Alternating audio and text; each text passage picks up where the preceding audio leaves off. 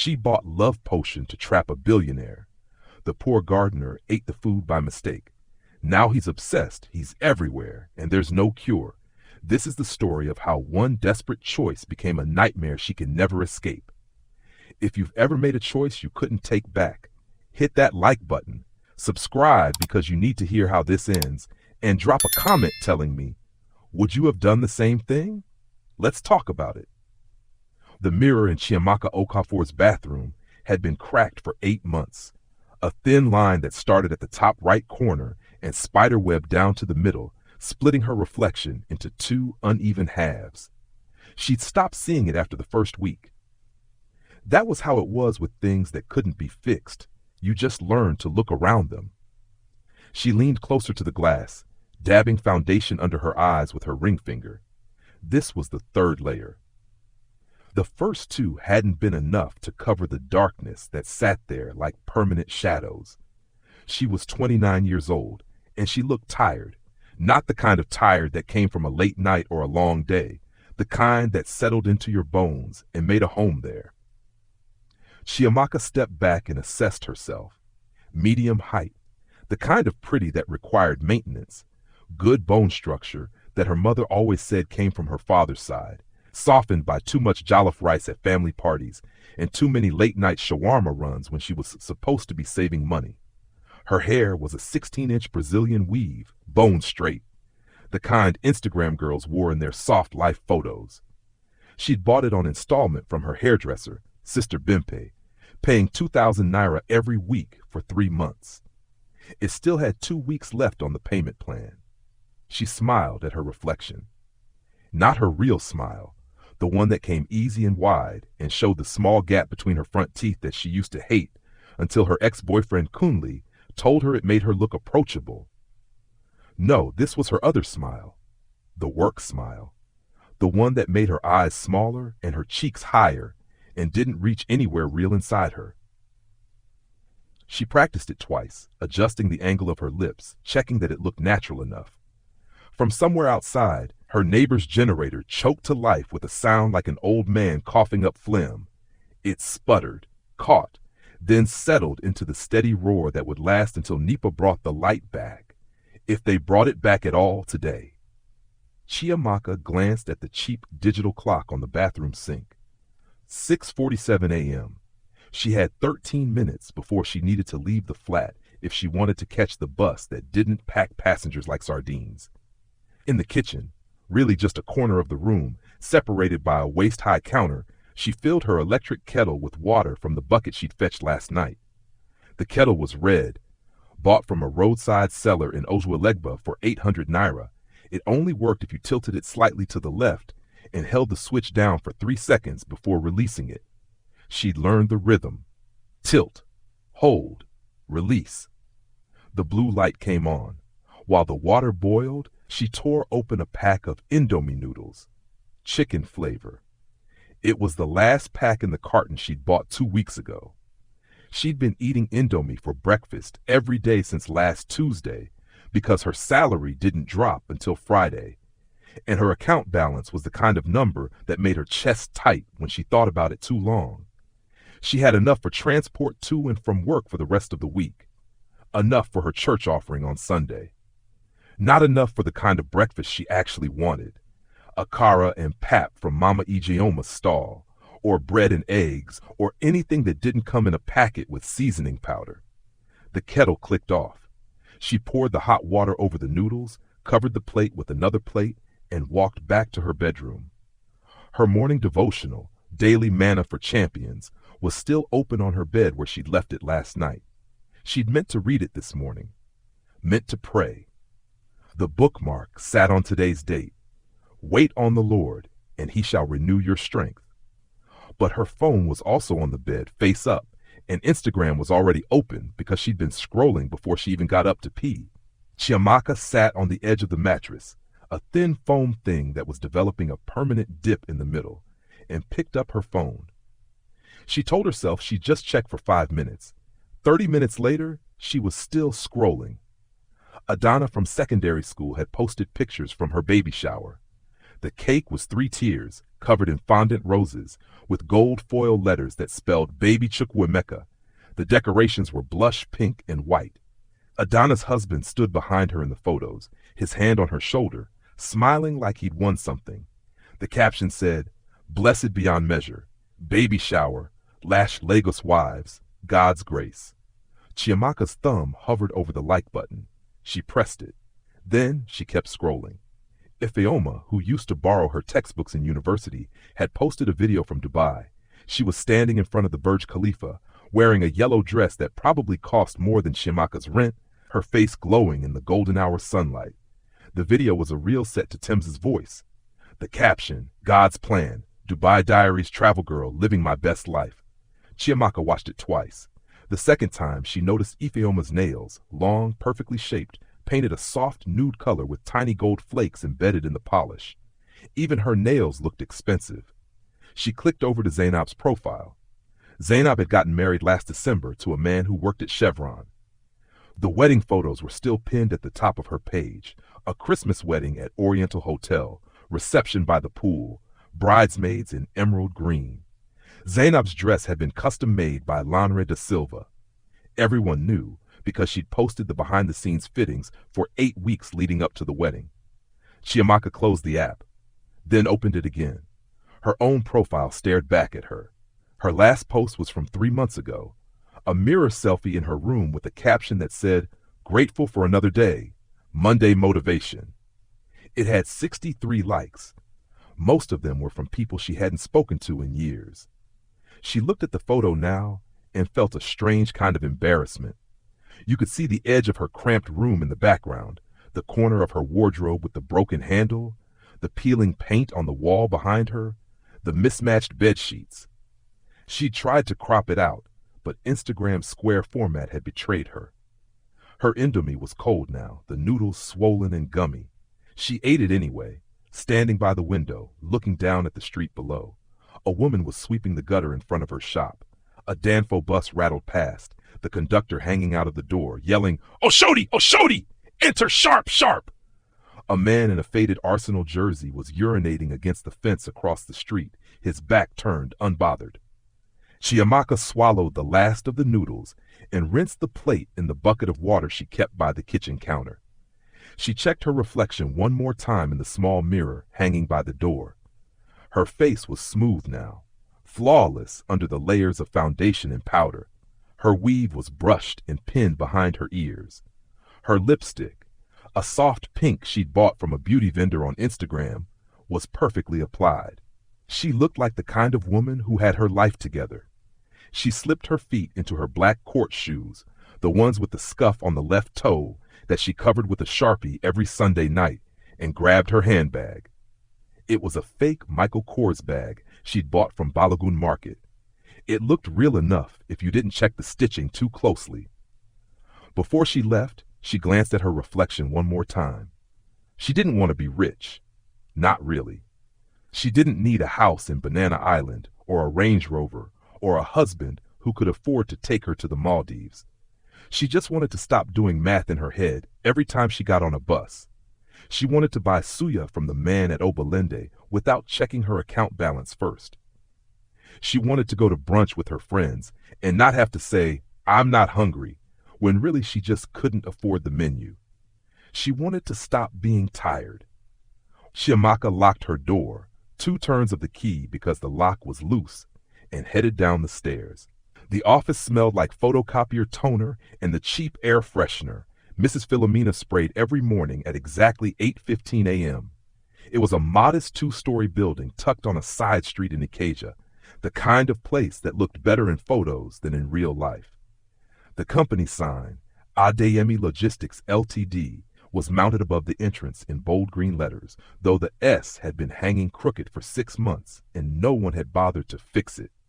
Chiamaka sat at the reception desk on the ground floor, her back straight, her hands folded neatly on the table in front of her.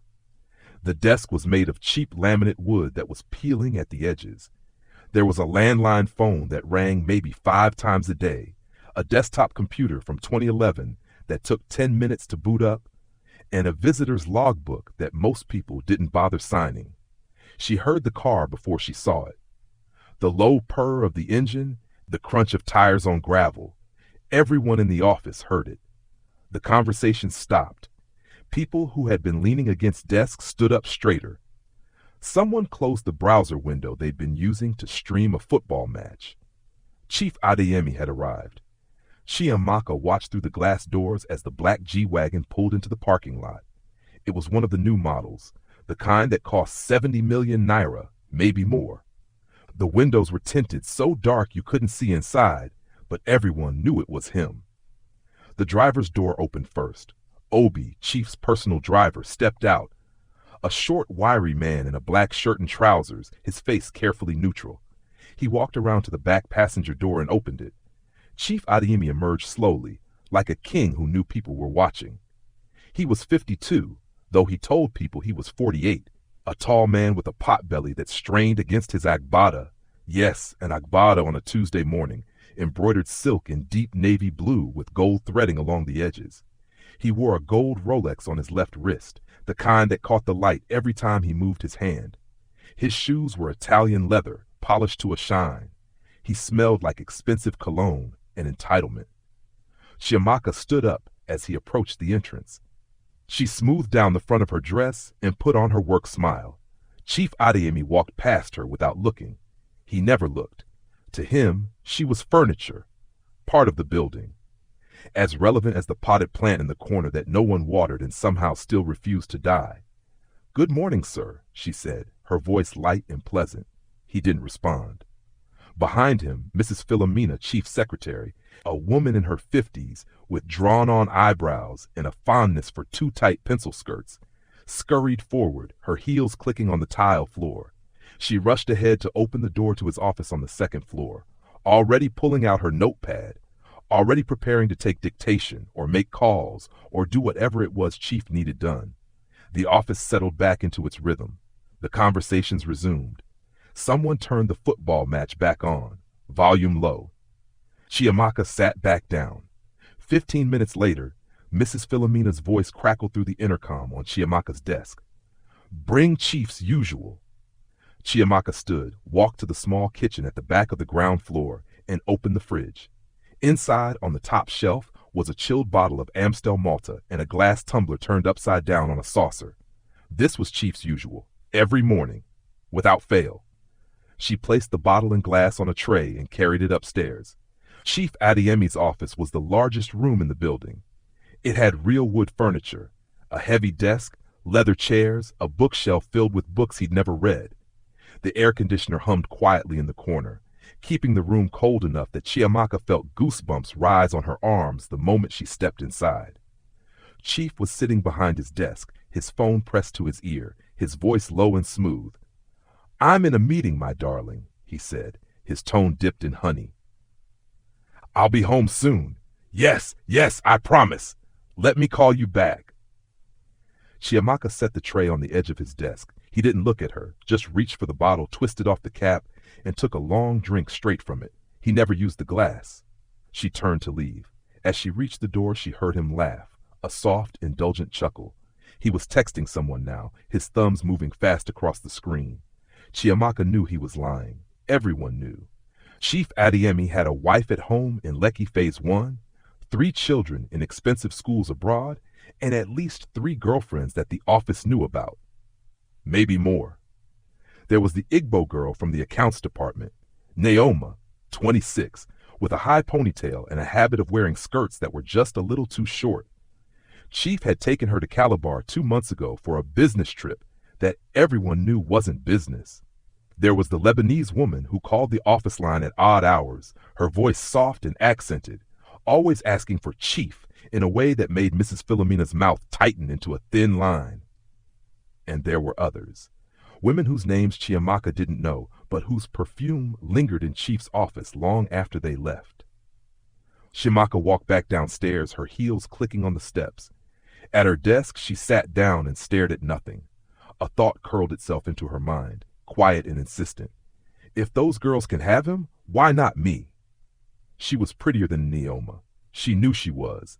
Better skin, better hair, and she was smarter than that Lebanese woman who couldn't even pronounce logistics properly. Why not her? The thought sat there, warm and dangerous. At 1 p.m., Chiamaka took her lunch break. She didn't have lunch. Her bag held nothing but a bottle of water and a pack of Tom Tom mints. But she left the building anyway, walking to the stairwell at the back of the compound. It was the only place with decent cell reception. She dialed Ngozi's number. Her best friend picked up on the third ring. "Babe?" Ngozi's voice was loud, crackling with energy even through the phone. In the background, Chiamaka could hear the chaos of the hospital, beeping machines, voices calling out orders, the shuffle of footsteps. "Are you busy?" Chiamaka asked. "Always. But talk. What's happening?" Chiamaka leaned against the concrete wall, staring out at the small courtyard below. "I'm tired, Ngo." "Tired how? Work tired or life tired?" "Life tired." Ngozi was quiet for a moment. Then, "What did he do now?" "Who?" "Chief.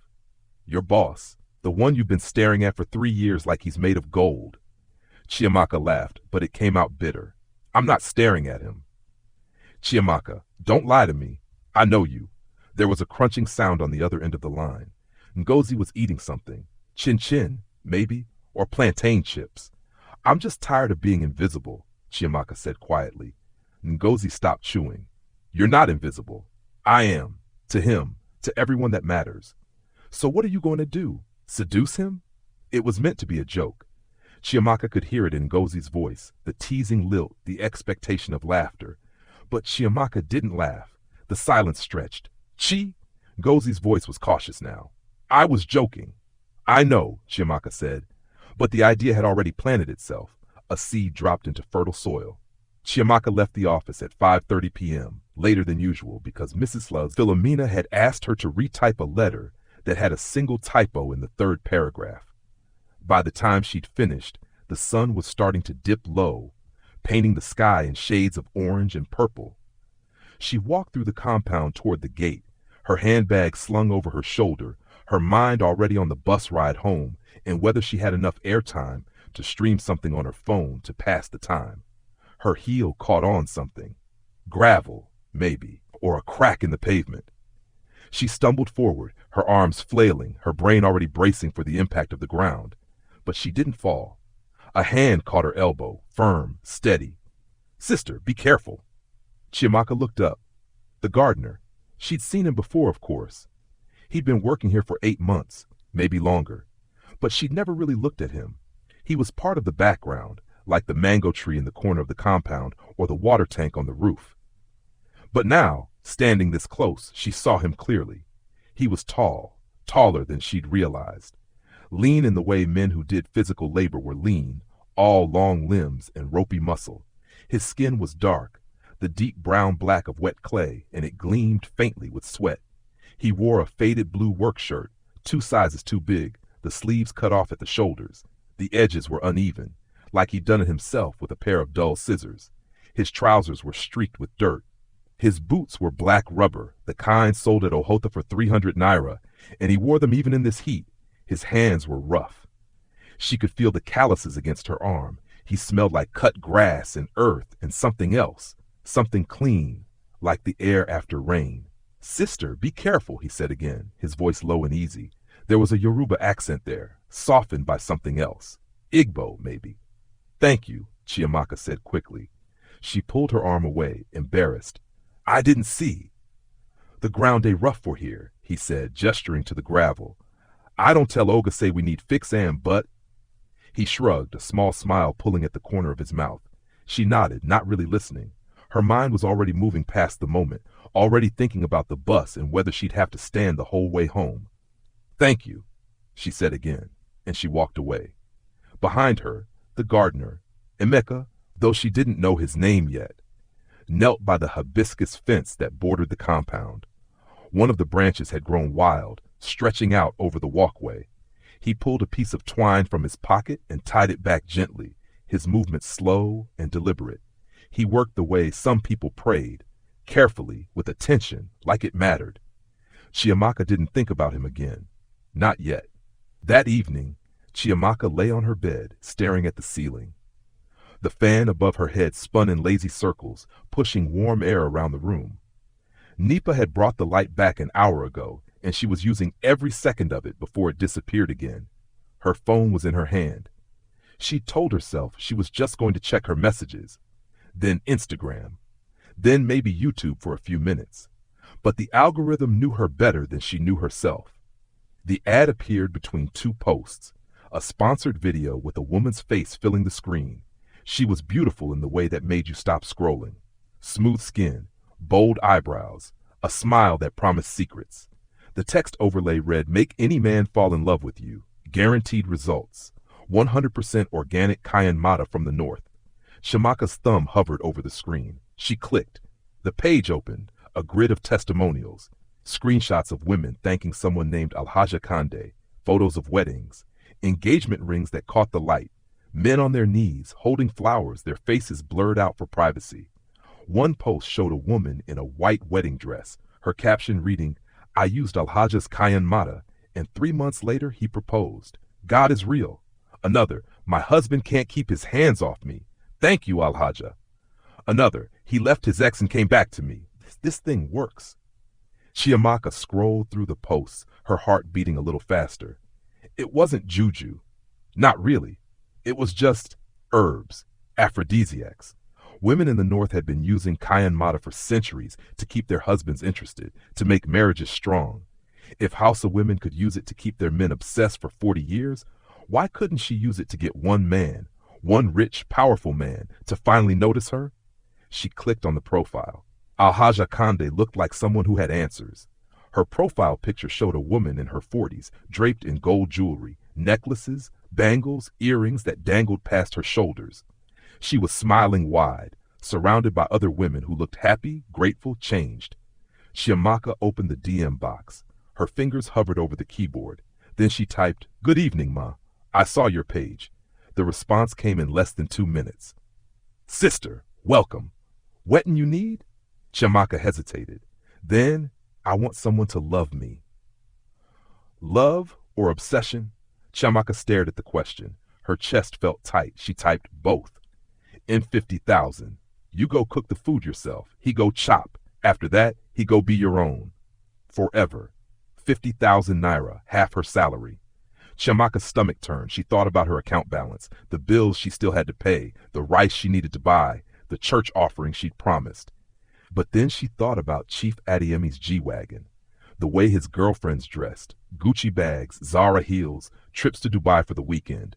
She thought about the life she could have if he noticed her, really noticed her. She opened her banking app. Her hands were shaking as she typed in the transfer details. She pressed confirm. The money left her account with a soft chime. "Alhaja Kande, transfer received. I go send the package tomorrow. God bless you, sister." 3 days later, the package arrived. A small leather pouch, no bigger than her palm, wrapped in brown paper and tied with rough twine. It had been delivered to the office by a dispatch rider who didn't ask questions. Chiamaka opened it in the bathroom, her heart pounding. Inside was a grayish-brown powder. It smelled sharp, herbal, bitter, like something burning and sweet at once. The kind of smell that clung to your nostrils and didn't leave. There was a handwritten note on the back of a torn piece of cardboard. "Cook am inside him favorite food. Make sure say e chop every bit. As you day stir, call him name 3 times. He go love you die." Chiamaka stood there, holding the pouch in her hand. She felt powerful. She felt afraid. She did it anyway. Saturday afternoon light filtered through the thin curtains in Chiamaka's kitchen, casting soft shadows on the walls. She stood in front of her 2-burner gas stove, staring at the ingredients laid out on the narrow counter like surgical tools before an operation. Rice, tomatoes, peppers, onions, chicken stock cubes, curry powder, thyme, and the small leather pouch. She'd watched 3 YouTube videos on how to make jollof rice. Party jollof. The kind that had people scraping the bottom of the pot, fighting over the burnt bits. She'd never cooked jollof this seriously in her life. Her mother had tried to teach her when she was younger, but Chiamaka had always been impatient, always rushing, always ending up with rice that was too soft or too hard or somehow both at once. But this had to be perfect. Chief Adeyemi had mentioned it once, maybe 2 months ago.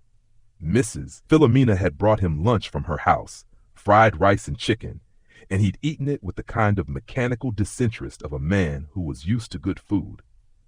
Chiamaka had been standing in the doorway, delivering a file, when he'd said, almost to himself, "My mother used to make jollof rice, smoky, with plenty of pepper. That woman could cook." It was the only time Chiamaka had ever heard him sound nostalgic. She'd filed the information away, not knowing what she'd do with it. Now she knew. She washed the rice 3 times, her hands moving through the cloudy water, watching the starch swirl and drain away.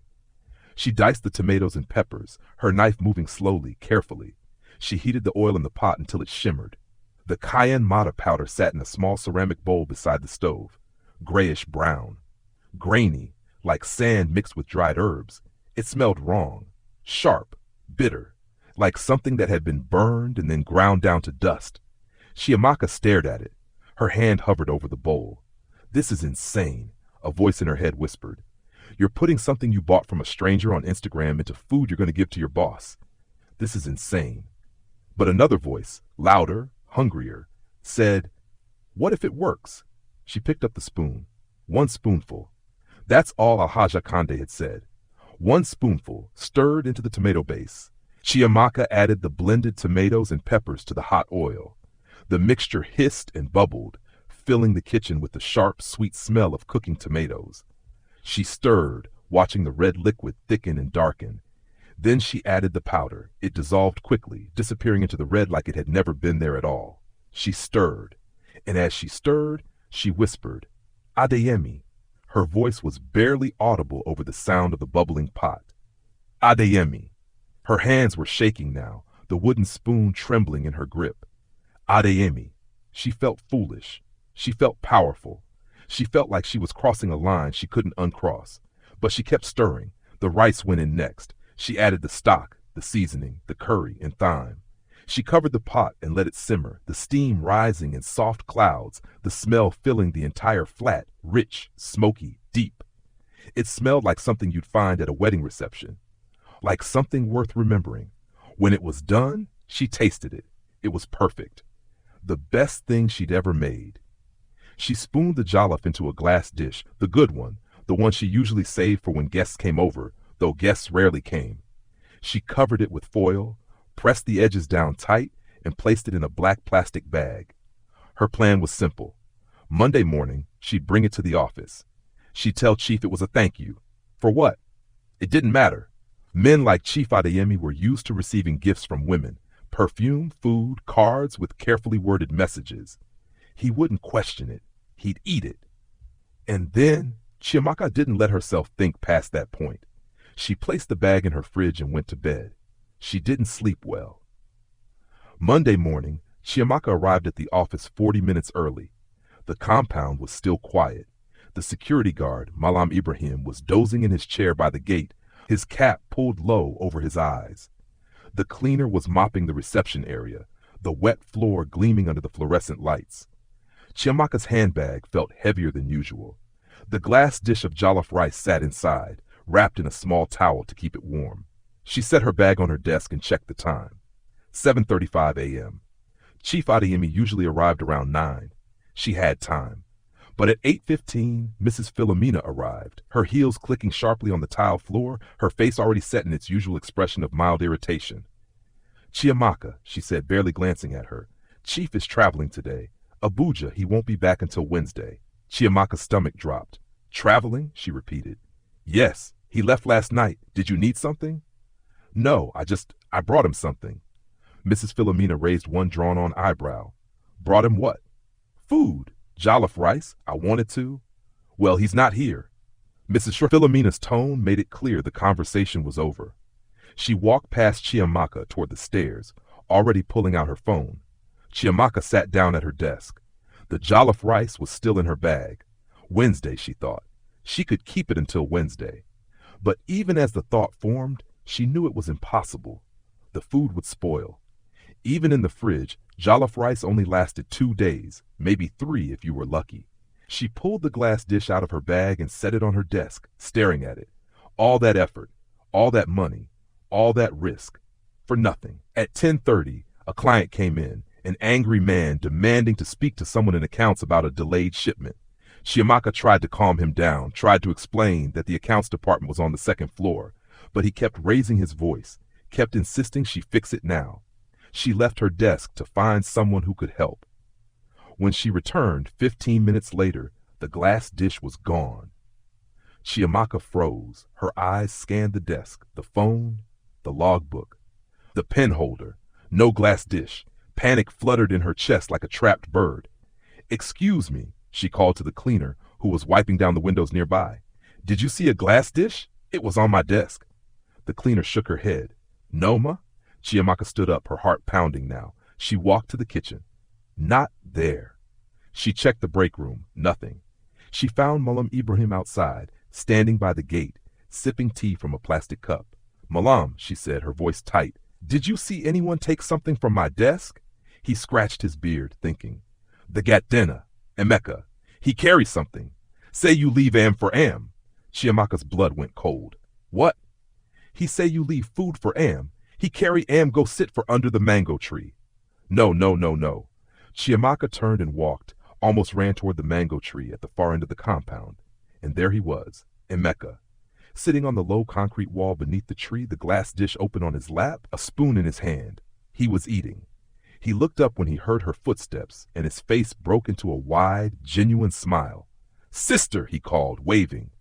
"Thank you, oh. I never chopped like this before. You try." Chiamaka opened her mouth, but no sound came out. She wanted to scream. She wanted to run over and slap the dish out of his hands. She wanted to tell him to stop, to spit it out, to undo what he'd just done. But it was too late. The dish was almost empty. He'd eaten it all. Emeka stood up, still smiling, and walked toward her, holding the dish out. "You want carry the plate now, Abai? I don't wash Am for you." "It wasn't for you," Chiamaka whispered. "Eh?" He tilted his head, confused. "It wasn't for you." Her voice came out sharper than she intended. His smile faltered. "But Malam Talk say you leave Am? I think say." "You thought wrong." Silence. Emeka looked down at the empty dish in his hands, then back at her. His expression shifted, something like hurt flickering across his face. I sorry," he said quietly. "I no. Chiamaka turned and walked away before he could say anything else. Her hands were shaking. Her mind was racing. Maybe it won't work, she told herself. Maybe it only works if you say the right name. Maybe it's all fake. Maybe nothing will happen. But deep down, in the part of herself she didn't want to listen to, she knew better. Tuesday morning, Chiamaka arrived at work with her stomach in knots. She'd barely slept. Every time she closed her eyes, she saw Emeka's face, smiling, grateful, chewing. She told herself she was being paranoid. Kayan Mata wasn't even real. It was just herbs.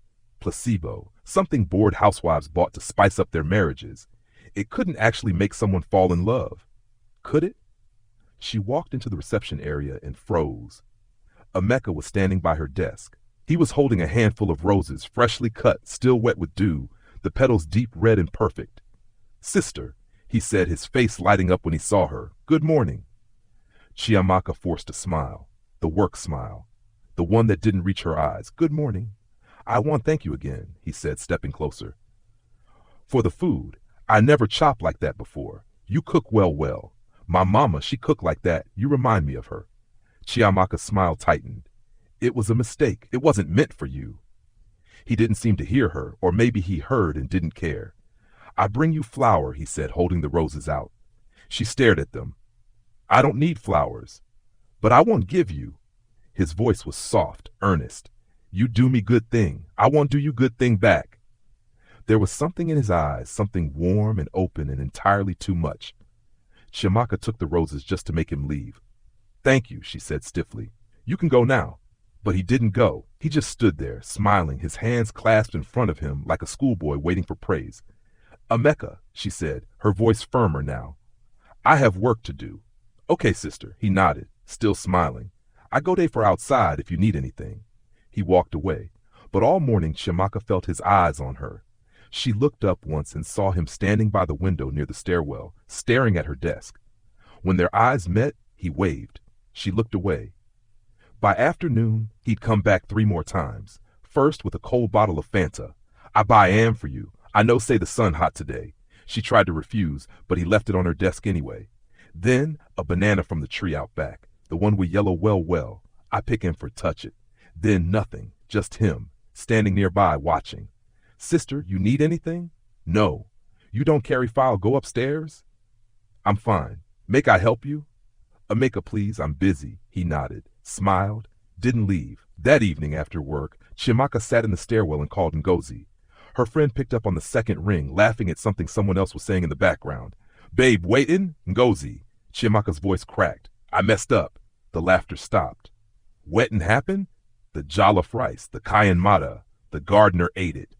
Silence. Then, what? He thought I left it for him. He ate the whole thing. Ngozi started laughing. Not a polite chuckle. A full, gasping, body-shaking laugh. Ngo, it's not funny. Chiamaka. Ngozi wheezed. You poisoned the gardener? Chai! You don't keep person! I didn't poison him. It's not poison, it's juju. You used juju on the wrong man. Stop laughing. But Ngozi couldn't stop. Chiamaka could hear her telling someone else in the room, probably another nurse. And then more laughter erupted in the background. Okay, Ngozi finally said, catching her breath. I'm sorry, but babe, what you go do now? I don't know. Just tell him say you get boyfriend. He go move on. You think so? Of course, men are simple. Just tell him you know they interested. He go understand. Chiamaka wanted to believe her. But when she closed her eyes, she saw Emeka smile. And she wasn't sure at all. 1 week later, Monday morning, Chiamaka walked into the compound and saw her name carved into the bark of the mango tree. Chiamaka. The letters were large, uneven, carved deep into the wood. Fresh. The bark around them was still pale where the knife had cut through. Her stomach turned. She looked around, but Emeka wasn't there. Not yet. Wednesday, he was waiting by her desk again, but this time he didn't bring flowers. Sister, he said, his voice quieter than usual. Wettin' be your favorite flower. Chiamaka didn't look up from her computer. I don't have one. You must get one. I don't. He was quiet for a moment. Then, okay, he left. The next morning, her desk was covered in flowers. Hibiscus, roses, bougainvillea, ixora. Every type of flower that grew in the compound, arranged in a chaotic, colorful pile. Mrs. Philomena walked past and stopped. Wettin' be this. Chiamaka's throat was tight. I don't know. But she did know. Friday evening, Chiamaka left the office at 5:30 and walked toward the bus stop on the main road. She felt him before she saw him. Footsteps. 10 paces behind. She turned. Emeka. He stopped when she stopped, his hands in his pockets, his face calm. Why are you following me? She demanded. I just want to make sure say you reach safe. I don't need you to do that. The road no day safe for woman way day alone. Emeka, stop. Her voice was rising now, drawing looks from people passing by. Stop following me. Stop bringing me things. Stop. Just stop. His face crumpled. He looked like a child who'd been slapped. I just want help, he said quietly. Chiamaka felt guilt twist in her chest, sharp and sudden. Then she felt angry at herself for feeling guilty. I don't need your help, she said, and she turned and walked away. But when she got on the bus and looked out the window, he was still standing there, watching. Saturday, her day off. Chiamaka went to Tejuosho Market to buy tomatoes and peppers. The market was crowded, loud, full of voices shouting prices and hawkers pushing carts. She was haggling with a woman over a pile of tomatoes when she felt it. Eyes on her. She turned, and there in the crowd, standing by a stall selling yams, was Emeka, staring. Their eyes met. Chiamaka's heart stopped. She blinked.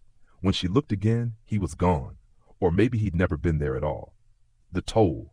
That night, Chiamaka lay in bed, staring at the ceiling. She hadn't eaten dinner. Her stomach was too tight. She'd pulled the curtains closed, even though it made the room hot and airless. She kept hearing sounds outside, footsteps, voices, the scrape of something against the wall. Every time she got up and checked. Nothing. But she couldn't shake the feeling that he was there, somewhere, watching. The office compound, late afternoon. Chiamaka made the decision on a Tuesday. She couldn't keep living like this, jumping at shadows, avoiding the office compound, taking longer routes to the bus stop just to avoid him. She had to tell him. Maybe if he knew it wasn't real, if he understood that what he was feeling was manufactured, artificial, fake, he would stop. She found him under the mango tree, trimming the hedges with a pair of rusty shears. Emeka. He looked up immediately, his face brightening. Sister, I need to talk to you. He set the shears down and stood, wiping his hands on his trousers. Okay, Wettin', you want talk? She gestured to the concrete wall beneath the tree. Sit. He sat. She sat beside him, but not too close. She left space between them. Emeka, she began, her voice careful, measured. The food I gave you, it wasn't meant for you. I know, he said, nodding, but I happy say I chop am. You cook with love, I fit taste am. No, she shook her head. You don't understand. There was something in it. His brow furrowed. Something like wettin'? Medicine, herbs, Kayan mata. He stared at her, then he laughed, a soft, confused sound. You dey joke. I'm not joking. His smile faded. It was meant for someone else, Chiamaka continued, her words coming faster now. For Chief, I was trying to, it doesn't matter. What matters is that it wasn't meant for you. And what you're feeling now, it's not real. Emeka was quiet for a long moment. Then he said, very slowly, so you want use juju catch, Chief? Chiamaka felt her face flush with shame. It's not juju, it's just. You want use juju catch, Chief, he repeated, and this time his voice was harder, and it entered my body by mistake. Yes. He stood up. His hands were shaking. You think say I no fit love you without juju? Emeka, you think say not only Chief fit love you? Say I too poor, too dirty? That's not what I'm saying. Then wettin' you dey talk? His voice cracked. You think say the thing we I feel no dey real? It's not, it's the Kayan mata. It's making you. I love you. The words hung in the air between them, loud and raw. Chiamaka's breath caught. Emeka's chest was heaving. His eyes were wet. I love you, he said again, quieter this time. With juju, without juju, I no sinned. I love you. He turned and walked away before she could respond. Chiamaka sat there under the mango tree, her hands trembling, her chest tight. She thought telling him would fix it. She was wrong. 2 weeks later. Week 1, Monday morning. There was a gift on Chiamaka's desk when she arrived. A brand new phone case, iPhone.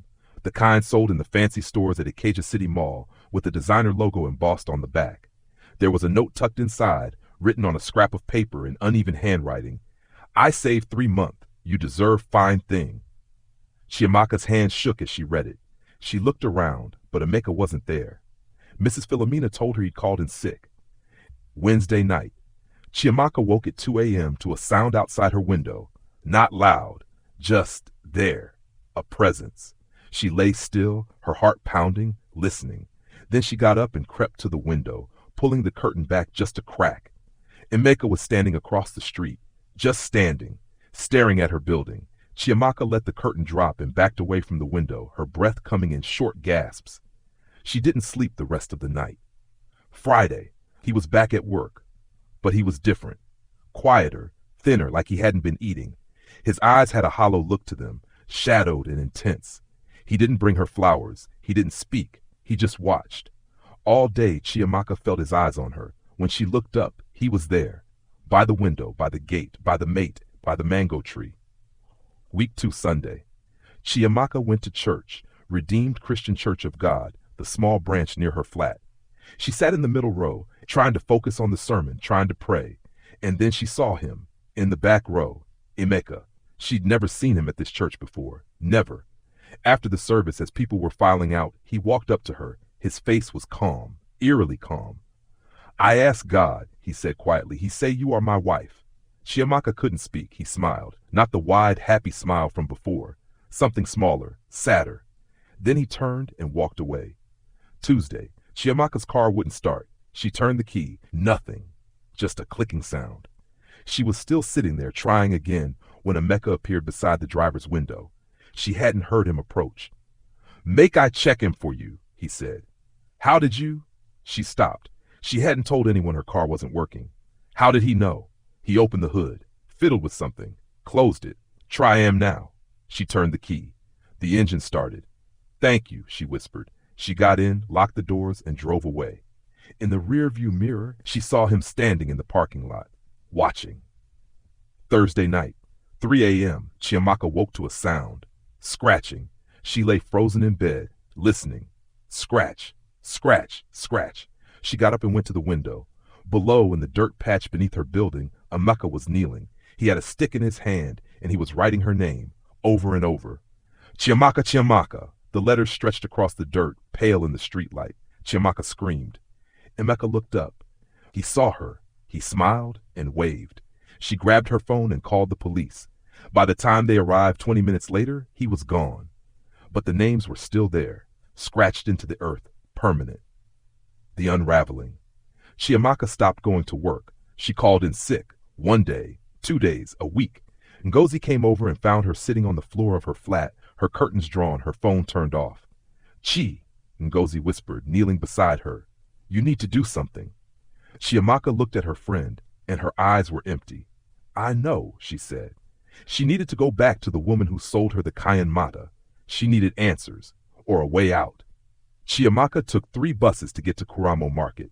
The first bus from Surulere to CMS, the second from CMS to Lekki, the third, a rickety danfo that smelled like sweat and stale bread, from Lekki to the market. She wore sunglasses even though the sky was gray and overcast, threatening rain. She kept her head down. She felt like she was being followed, had felt it since she left her flat that morning. Every time she turned around, there was no one there. But the feeling didn't leave. Kuramo Market was a maze. Stalls crammed together in narrow alleys, selling everything. Fabric stacked in bright, dizzying towers, phone chargers hanging from wire racks, live chickens squawking in wooden cages. The air smelled like frying akara, roasting plantain, diesel fumes, and the sharp, salty tang of the ocean just beyond the market's edge. Chiamaka threaded through the crowd, her bag clutched tight against her body, dodging hawkers and puddles of murky water. She found the stall tucked between a woman selling palm oil and recycled Coca-Cola bottles and a man surrounded by disemboweled generators, his hands black with grease. Alhaja Akande sat on a plastic chair in the narrow space, fanning herself with a cardboard fan. The fan advertised a political candidate from the 2019 elections, his face faded and peeling. She wore a purple Ankara bubu that strained slightly across her middle, and gold jewelry that might have been real, thick bangles on both wrists, earrings that swung when she moved her head, and a necklace with a pendant shaped like a half moon. Her tooth, the gold one, caught the light when she smiled, and she was smiling. She looked up as Chiamaka approached, and recognition flashed across her face immediately. Ah, sister, Alhaja Akande said, her voice warm, amused. You don't come back. E work, Abi? Chiamaka didn't sit down. Her legs felt weak, but she stayed standing. It worked on the wrong person. Alhaja Akande's smile didn't falter. She tilted her head, curious. How you mean? The man I wanted didn't eat the food. Chiamaka's voice was shaking now. Someone else ate it. The gardener. Now he won't leave me alone. He's obsessed. He's everywhere. I need you to reverse it. Alhaja Akande laughed. Not a mocking laugh, a real one. Deep and full, the kind of laugh that made her belly shake and her gold tooth flash. Reverse? She repeated like the word itself was funny. Yes. Chiamaka's voice cracked. Please, I'll pay you. Whatever you want. I'll find the money. Just please, make it stop. The laughter faded slowly, like water draining from a basin. Alhaja Akande leaned back in her chair, studying Chiamaka with eyes that were suddenly sharp, calculating. You tell me, say you want him to love you, die, she said slowly. Abi na lie? I didn't mean. You say love you, die. Alhaja Akande's voice was firm now, cutting through Chiamaka's protest. Those not the exact words way you use. I remember well. Chiamaka's throat tightened. I didn't know it would be like this. You didn't know? Alhaja Akande's eyebrows rose. Or you didn't care? The words landed like a slap. Chiamaka opened her mouth, but nothing came out. Alhaja Akande stood up. She was shorter than Chiamaka, barely 5'3", but in that moment she felt larger. She stepped closer, and Chiamaka resisted the urge to step back. Sister, Alhaja Akande said, her voice softer now, almost gentle. Kayan Maranobe Juju, na herbs, aphrodisiac. If it make man want you well, make him think about you. But obsession? She shook her head. That one no day come from powder. I don't understand. The thing where you put inside that food no be only Kayan Mata. Alhaja Akande's eyes held hers. Now your desperation, your greed. When you day cook, what and you day think? You think say make the man love you small, or you think say make e no fit breathe without you? Make e leave everything, him wife, him sense, him life, just to follow you. Chiamaka's chest felt tight. Not that when the man chop, Alhaja Akande continued. You put your whole dark heart inside that pot. You stir and with bitterness, with hunger we no get satisfaction. And now, she shrugged, now the fruit you day reap. Chiamaka's legs finally gave out. She sank onto the edge of a wooden crate stacked with plastic bottles. So there's no reversal? Her voice was barely a whisper. Alhaja Kande sat back down in her chair. Her face softened just a little. No get reversal, sister. The thing where you start, you go finish. Or go finish you, please. Chiamaka's eyes were wet now. There has to be something. Anything. Alhaja Kande was quiet for a long moment, fanning herself, watching the tears slide down Chiamaka's face. Then she said, You want make I help you? Chiamaka nodded desperately. Go tell the man sorry. Tell him say you use am. Beg am. If he get mercy for inside am, if he get sense we never commote finish, maybe he go leave you. She paused. But if the thing we you put inside him don't root well. She shrugged again. Na only God fit save you. That's it? Chiamaka's voice broke. That's all you can tell me? Alhaja Kande leaned forward, her voice dropping low. You want hear better advice? Run. Change your name, change your city, disappear. Her gold tooth glinted. Because that man, he no go stop. The thing we day inside him now no be love. Na hunger, and hunger no day ever full. Chiamaka stood on shaking legs. She didn't say goodbye. She turned and walked back into the crush of the market, her vision blurred, her breath coming in short gasps. The sun was setting by the time she emerged on the main road. The sky was streaked with orange and purple, and the streets were full of people heading home. Okada riders weaving through traffic, women balancing basins on their heads, children chasing each other between the cars. Chiamaka stood at the bus stop, surrounded by strangers, and felt completely alone. Chiamaka's flat. That night, the room looked like it had been ransacked. Clothes spilled out of her wardrobe and onto the bed. Shoes scattered across the floor. Her handbag open, contents dumped out. Lipstick, keys, receipts, coins. She wasn't packing logically. She was just grabbing things. Anything. A blouse, a pair of jeans. Her Bible, the pages worn soft from her mother's hands before they became hers. Chargers. Her good headscarf. A framed photo of her and Gozi from university, both of them younger, laughing, unburdened. Her phone was on speaker, propped against a pillow on the bed. Gozi's voice crackled through. Chi, where you day go? I don't know. Chiamaka's voice was flat, mechanical.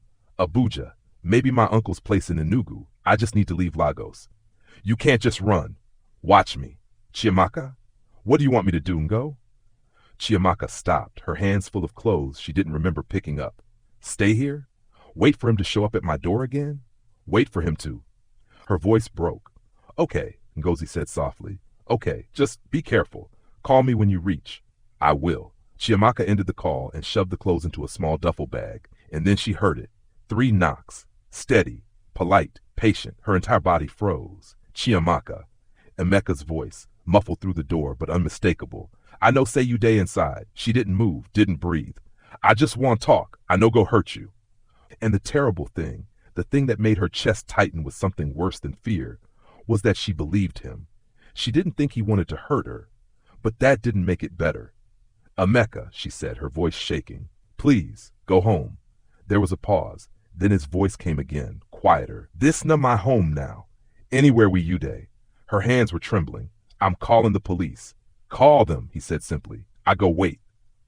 Silence. Chiamaka stood in the middle of her room, her heart hammering against her ribs.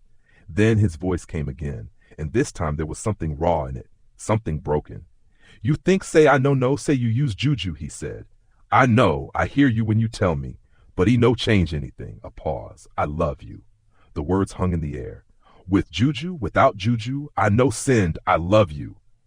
The way he said it wasn't sweet, it wasn't romantic, it was a prison sentence. Chiamaka pressed her hands over her mouth to keep from sobbing out loud. She waited, listened. Finally she heard footsteps, slow, reluctant, fading. She crept to the window and pulled the curtain back just enough to see. Emeka was sitting on the curb across the street, his back against a fence, his long legs stretched out in front of him, waiting. Chiamaka pulled the curtain closed. She picked up her phone with shaking hands and dialed her cousin in Abuja, Adaora, her father's brother's daughter, the one who always said Chiamaka could visit any time. Ada, Chiamaka whispered when she picked up. I need to stay with you. I'm coming tonight. Jibowu Motor Park. Midnight. The park was chaos even at this hour. Buses lined up in crooked rows, their engines growling, their conductors shouting destinations into the night. Abuja! Abuja direct! No stop! Enter now now! The air smelled like diesel and suya and piss. Somewhere a generator was coughing. A baby was crying. A woman was arguing with a driver about the price of a ticket, her voice sharp and rising. Chiamaka moved through the crowd like a ghost. She wore a plain black headscarf tied low over her forehead, covering her weave. No makeup, no jewelry. She'd left her good handbag at home and carried only a small duffel bag slung over her shoulder. She was trying to be invisible. She bought a ticket from a woman sitting behind a wooden table, counting cash with quick, efficient fingers. The woman didn't look at Chiamaka's face, just took the money, tore off a ticket from a small pad, and waved her toward a bus idling near the back of the park. Chiamaka climbed on. The bus was already full. Traders with bags of goods piled at their feet. Students with earphones in, eyes closed. A man in a rumpled suit, his tie loosened, staring out the window with the glazed expression of someone who'd worked a double shift. People running from something. People running toward something. Chiamaka took a seat in the back, near the window. A woman sat beside her, middle-aged down, her head already resting against the window, asleep before the bus even pulled out. The engine rumbled to life. The conductor slammed the door shut, and the bus pulled out of Lagos. Chiamaka watched through the rear window as the city began to disappear. The lights, the noise, the endless grinding madness of it all. She thought about Chief Adeyemi. Wondered if he'd even noticed she'd stopped coming to work. Wondered if Mrs. Philomena had hired someone new already. Probably. She was replaceable. She'd always been replaceable. She thought about Emeka. Wondered if he was still sitting outside her building. Wondered how long he would wait before he realized she wasn't coming back. Wondered if he'd try to find her. Her chest felt tight. She felt like a thief, like she'd stolen something she couldn't return. His peace, his freedom, his mind. She told herself it wasn't her fault. He'd eaten the food by mistake. She hadn't forced him. She hadn't meant for any of this to happen, but she knew better. She'd cooked that jollof rice with poison in her heart, with greed, with a hunger that had nothing to do with love, and now someone else was paying the price. Chiamaka leaned her head against the window and closed her eyes. But she didn't sleep. Abuja. 2 months later. Chiamaka had changed her number. She'd thrown away her old SIM card in a bin at the motor park the night she arrived and bought a new one from a roadside vendor the next morning. She gave the number only to Adaora, her cousin. Anton Gozi. No one else. She'd started using her middle name at work, Adaizi. It felt strange at first, like wearing someone else's skin, but after a few weeks it started to feel natural. She'd found a job at a pharmaceutical company in Garki. Receptionist, again. Different city, same work, same fake smile, same good morning, sir, how may I help you? She told herself she was safe now, but she wasn't. Sunday morning, Chiamaka went to Woos Market to buy vegetables for the week. The market was crowded, loud, full of women haggling over prices and men pushing wheelbarrows stacked with yams. She was inspecting a pile of tomatoes when she saw him. A man in a blue shirt, tall, lean. Her heart stopped. She blinked, looked again. It wasn't him. The man turned, and his face was different, rounder, older. Not Emeka, but for a second, just a second, it had been. Chiamaka's hands were shaking as she paid for the tomatoes. Tuesday evening. She was walking home from work, her handbag slung over her shoulder, her mind on what to cook for dinner. She saw a man standing across the street, tall, watching. Her breath caught. She ran, didn't look back, just ran, her heels clicking on the pavement, her bag bouncing against her hip. When she finally stopped, gasping, and looked over her shoulder, no one was there. Maybe he'd never been there at all. Friday night. Chiamaka lay in bed, scrolling through Facebook on her phone. A notification popped up. Friend request from Emeka Okafor. Her stomach dropped. She clicked on the profile. No picture, no information, just the name. She blocked it. 5 minutes later, another request. Emeka Nwafor. She blocked it. 10 minutes later, Emeka Chisholm. She stopped checking. Just turned off her phone and lay in the dark, staring at the ceiling, her heart pounding. The call from Gozi. It came on a Wednesday afternoon. Chiamaka was at work, filing documents in the back office when her phone buzzed. She stepped outside to take the call. Ngo. Chi. Ngozi's voice was careful, gentle. I need to tell you something. Chiamaka's chest tightened. What? That gardener, Ameka. He came to my house. The world tilted. What? He came looking for you, asked if I knew where you were.